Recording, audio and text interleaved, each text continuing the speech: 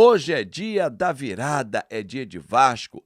Tem que voltar a vencer, colocar um ponto final nesta sequência de 5 derrotas. Mudança no time, jogadores em baixa com o técnico Fernando Diniz. Gramado novo, torcida vai lotar o estádio, tudo isso e muito mais agora. Então peça você o seu like, mãozinha que está aqui embaixo, comenta quanto vai ser o jogo, compartilhe o nosso conteúdo e, claro, se é novo, se inscreva no seu canal, seja muito bem-vindo. Bom, o mês de novembro está fechando hoje, né, para o Vasco da Gama em termos de campeonato brasileiro. Sábado termina o mês, mas hoje é o último dia em termos de jogo. Depois o Vasco só volta a campo na terça-feira, já em dezembro. Por que eu estou destacando isso? Porque é extremamente necessário que o Vasco volte a vencer e encerre o jejum dentro desse mês. O time do Vasco vinha muito bem no mês de outubro, no mês de setembro tinha tido bons resultados também, mas o mês de outubro foi espetacular. Só que novembro chegou, né? Novembro azul, como eu estou com essa camisa aqui, e o Vasco despencou de aproveitamento no Campeonato Brasileiro. 5 derrotas seguidas. Olhando a tabela do campeonato, somente um time conseguiu esse feito. O Sport já está rebaixado. Isso mostra quanto o Vasco está jogando pontos fora. Vou pegar um exemplo só para a gente poder fazer um contraponto. Fortaleza está lutando, está brigando para sair do Z4. O Vasco está fazendo uma força para se aproximar do Z4. Nas últimas 5 rodadas, por exemplo, Fortaleza fez 3 empates, teve 3 empates e 2 vitórias. Ou seja, em 15 pontos disputados, ganhou 9. Isso é empenho de quem não quer levar o Fortaleza para a segunda divisão. Isso é luta.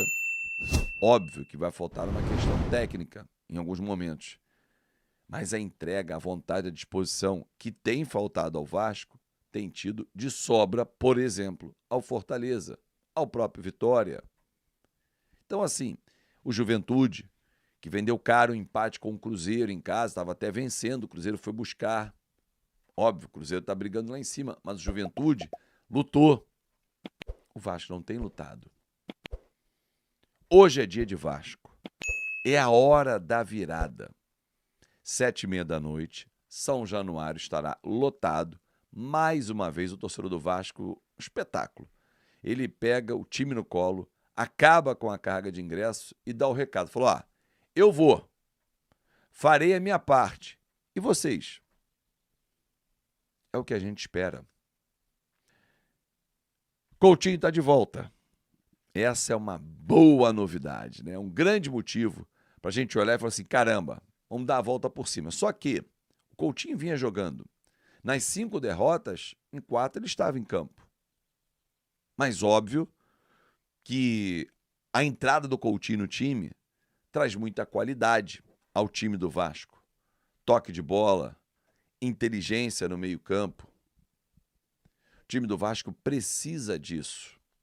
E deve ser a única mudança na equipe. Léo Jardim, Paulo Henrique, Cuesta, Robert Renan e Piton, Hugo Moura, Barros e Coutinho, Andrés, Rayan e Nuno. Essa deve ser a formação do Vasco para logo mais enfrentar a equipe do Internacional. Ontem eu estava no Maracanã narrando para a Flash Score a goleada do Fluminense em cima do São Paulo, 6-0. Surpreendente a goleada, porém, com uma explicação. Além de ter jogado muito bem, o Fluminense encarou um adversário cheio de desfalques. Ou por suspensão, como o Sabino e o goleiro Rafael, ou por lesões.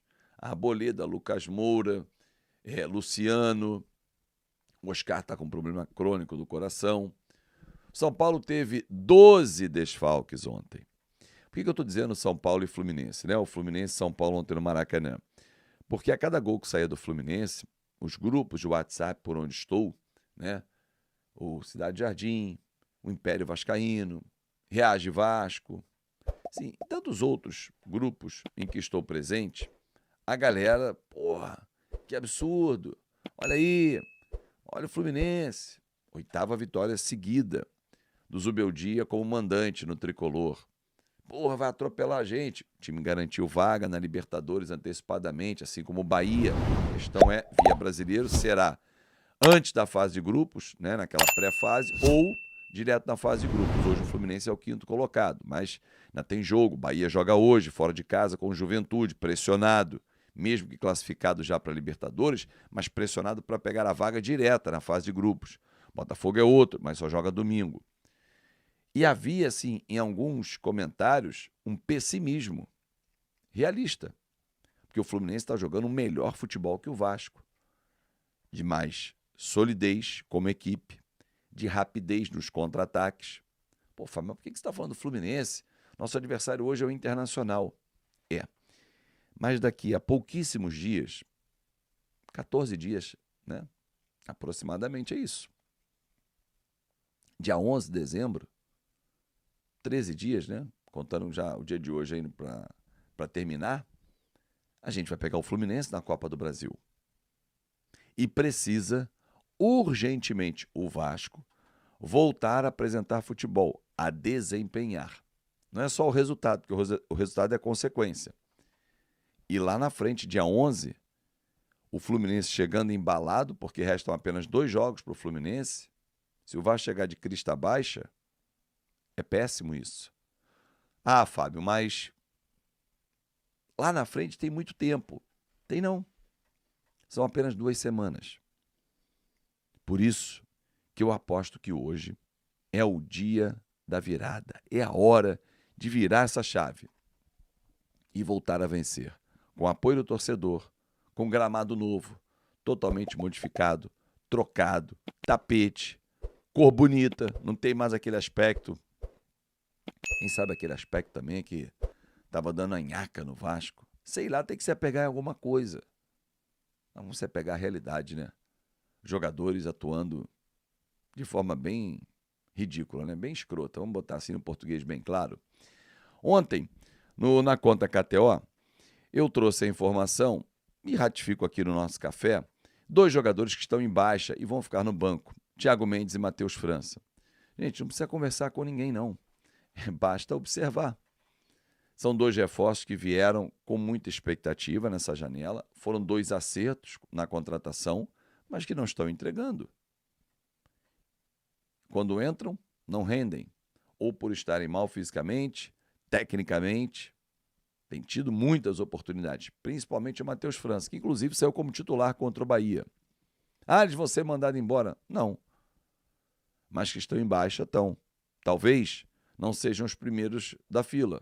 Quer um exemplo? Cocão jogou no último jogo, o Thiago Mendes ficou para trás. Aí está um exemplo de como está em baixa com o técnico Fernando Diniz.